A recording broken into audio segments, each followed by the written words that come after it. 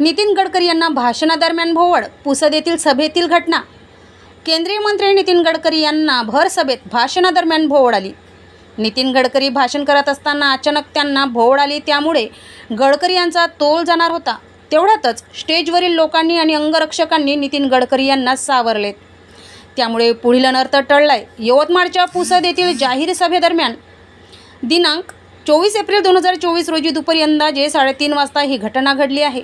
महायुतीचे उमेदवार राजेश्री पाटील यांच्या सभेदरम्यान केंद्रीय मंत्री नितीन गडकरी यांना भोवळ आली।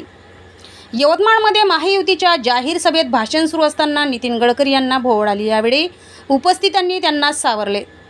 राजेश्री पाटील यांच्या प्रचारासाठी पुसदच्या शिवाजी ग्राउंडवर महायुतीकडून जाहीर सभा आयोजित करण्यात आली होती।